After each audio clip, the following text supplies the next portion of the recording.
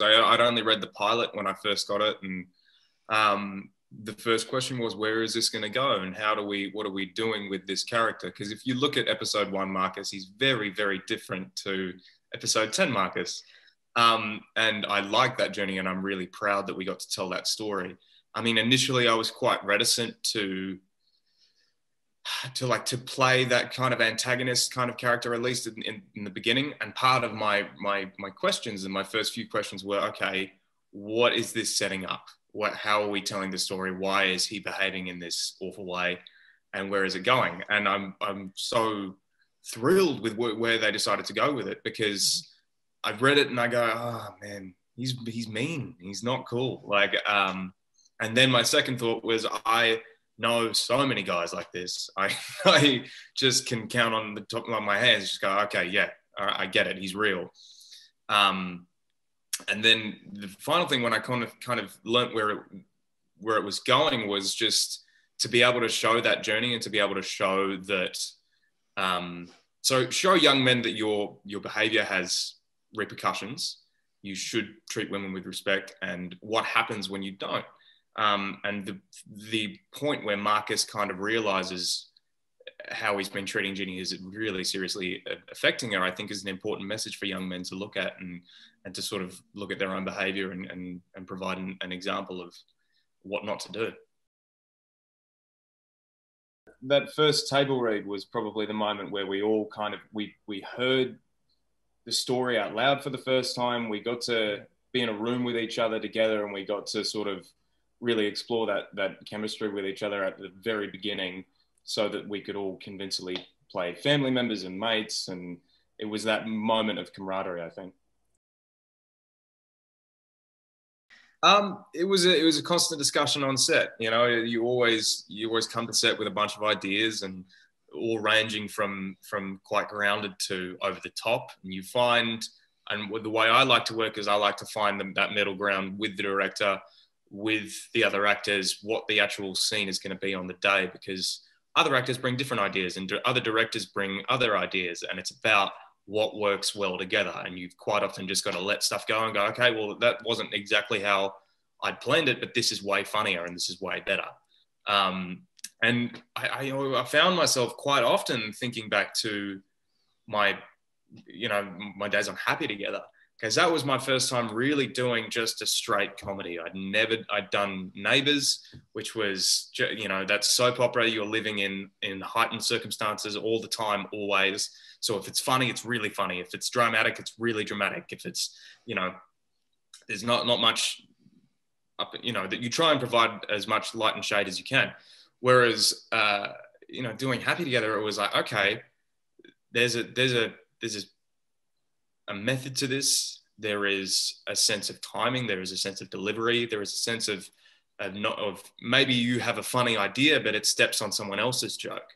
And you can't have that, because if you step on that joke, then that joke falls flat and the audience is going to hate it for the next scene, and then it's done, So that, working with Alison Turner, who was my on-set sort of dialogue coach, she was really helping me kind of knuckle into that American, because American jokes are also very different to Australian jokes and different to English jokes. They're all different styles of humor. So to have her kind of help me, guide me into that, just put me in great stead to then on Zoe's go, okay, well, what's going to work? What is selfish? What is, just me thinking something's funny and wanting to put it in, versus what actually works for the show?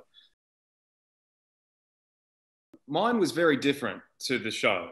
I mean, obviously it's Australian, and obviously that's a big difference. But also, I went to an all boys high school, so that's a completely different dynamic entirely. I had a great time. I loved hanging out with all those guys, and I think sort of halfway through, I started acting and started figuring out that that's what I wanted to do, and that became my focus. So it was kind of, high school was there, but then acting kind of became the main thing halfway through that.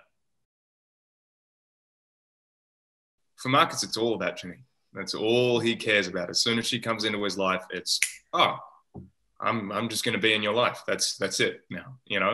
There's no question. There's no doubt. It's whatever capacity, I'm going to be in your life. And as he gets to know her, you're right. He sees a lot of himself in her, and he sees for him, she's the only thing that makes sense. He can't sit still unless he's around her. He can't focus unless he's around her. And it's because they have such a kindred connection, and because they can share those feelings. And it's messy, and it's not the right thing, you know, to do quite often, especially with the love triangle kind of going on. But it's love. It's the only thing that makes sense to him. So yeah, really delving into that was I think important for the story. And for me as an actor to always make it about the other person always brings it, you know, you have to be connected to the other person. Otherwise it's just me, which is just, you can see that on screen when an actor is like, all right, it's my line. And then they're just not listening, you know.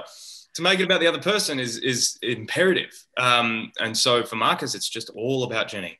And in any scene is what is Jenny doing? How is she feeling? How can I either help, or how am I not helping? Because he doesn't all the time, you know. It was at a house party, and we were actually sat on top of a washing machine. What? It wasn't romantic at all. It was like nerve-wracking. It was very sweet. I ended up dating the girl for a little bit, but yeah, it was just one of those typical awkward teen moments, which I think is what is so great about the show, is it reflects that. It reflects those, that life isn't always the picture perfect, you know, kiss and fireworks go off. It's quite often very weird, and you know, humans are crazy. So I think that's what I like about the show, is it reflects that honestly, you know. I think the way that I think also Sarah tried to attack it is that combativeness comes from the love. It comes from the fact that they have been together since they were born, that they are always at loggerheads because there's always something to come, you know, always something to argue about, you know. But it comes from that compassion that you know, you have all these scenes where you discover their father is deaf, and they are such a tight-knit family unit. They're always arguing, but they're always there. They do care. And I think that's a through line throughout the show, is that, yes, they're always calling each other loser. They're always ragging on each other, but they are always there. So that was, I think, hopefully a point of difference that shines through, is that the combativeness, quite like a lot of sibling relationships, it comes from the fact that they love them so much. But they're annoying sometimes, you know? I think it was mutual. I was probably embarrassed her just as much as she embarrassed me half the time. I like when I first, at high school, I first started going to parties. There was still a trust thing going on. So mum would be like, yeah, you can go, but I'll pick you up, you know? So I think for both of us, it was an embarrassing experience where I would get picked up from these parties, and then she would obviously have to see all of my friends going crazy.